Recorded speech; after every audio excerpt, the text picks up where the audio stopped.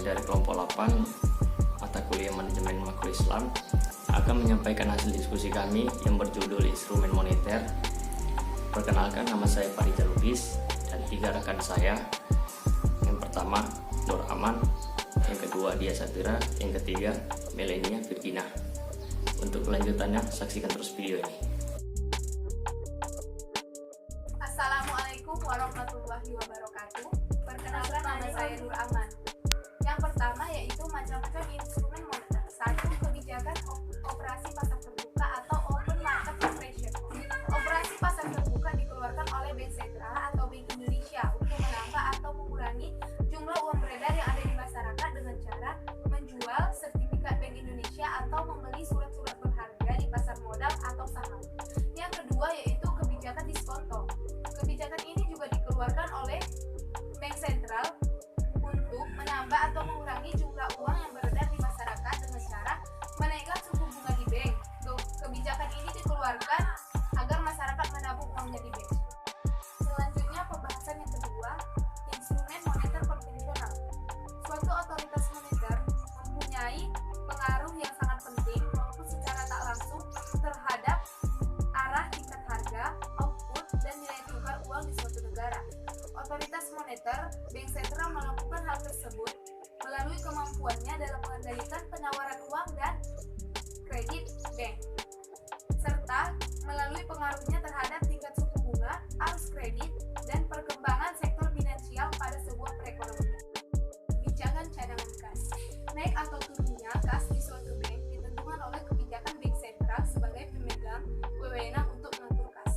Yang keempat, kebijakan dorongan moral. Kebijakan ini dikeluarkan melalui pidato, pengumuman, atau edaran yang ditujukan kepada bank-bank umum. Dengan pengumuman tersebut, uang beredar di masyarakat dapat distabilkan. Assalamualaikum warahmatullahi wabarakatuh. Saya Dia Safira. Yang C, instrumen moneter Islam. Masa pertama atau Istisaduna. Pada masa awal Islam, dapat dikatakan bahwa tidak diperlukan secara kebijaksanaan moneter dikarenakan hampir tidak adanya sistem perbankan dan minimnya penggunaan uang. Jadi, jika ada alasan yang memadai untuk melakukan perubahan-perubahan terhadap penawaran untuk melalui kebijakan diskresioner. Selain itu, kredit tidak memiliki peran dalam penciptaan uang, karena kredit hanya digunakan di antara para pedagang saja, serta peraturan pemerintah tentang surat peminjaman dan instrumen negosiasi dirancang sedemikian rupa sehingga tidak memungkinkan sistem kredit tersebut menciptakan uang. Mazhab kedua ini merancang sebuah instrumen kebijakan yang ditunjukkan untuk mempengaruhi besar kecilnya permintaan uang agar dapat dialokasikan pada peningkatan produktivitas perekonomian secara keseluruhan. Mazhab ketiga ini sangat banyak dipengaruhi oleh pemikiran-pemikiran ilmiah dari Dr. M.A. Quduri.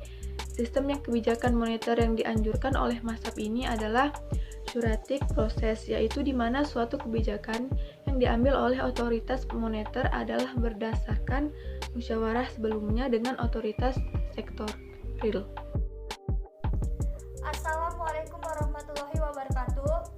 Perkenalkan, nama saya Melenia Virgina, saya dari Fakultas Agama Islam. Nah, di sini saya akan menjelaskan tentang aplikasi instrumen moneter Islam. Yaitu ada 3 negaranya. Pertama Sudan. Pada tahun 1984, setelah diperkenalkannya syariah Islam di Sudan, BOS mengeluarkan arahan dan perintah pada seluruh bank yang beroperasi di Sudan agar menjalankan prinsip-prinsip perbankan yang sesuai dengan syariah Islam dalam aktivitas seharinya. Kedua yaitu negara Iran. Iran adalah salah satunya negara Islam yang menerapkan sistem perekonomian dengan mengacu pada pemikiran teori ekonomi Islam mazhab. Pada dasarnya, instrumen-instrumen moneter yang ada haruslah unsur yang dapat menjauhi riba dan hal-hal yang ketidakpastian. Ketiga yaitu negara Indonesia. Peraturan perbankan syariah yang dikeluarkan pada tahun 1968 yang menggantikan peraturan perbankan syariah Syariah 1992 telah memungkinkan perkembangan perbankan syariah dengan sangat cepat. Berkembangnya jumlah cabang bank syariah baik dari bank umum yang berdasarkan syariah dan konvensional, serta meningkatnya kemampuan dalam menyerap dana masyarakat yang terlihat dari dana simpanan pihak ketiga yang tertera di neraca bank-bank syariah tersebut. Terima kasih, itulah penjelasan dari saya.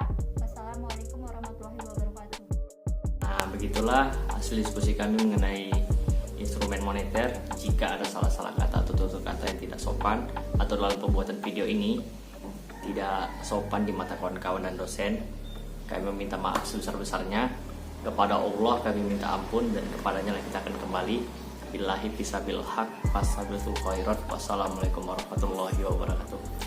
Sebelum saya tutup video ini, satu pesan saya: dekatkan diri kepada Allah, stay at home, see you.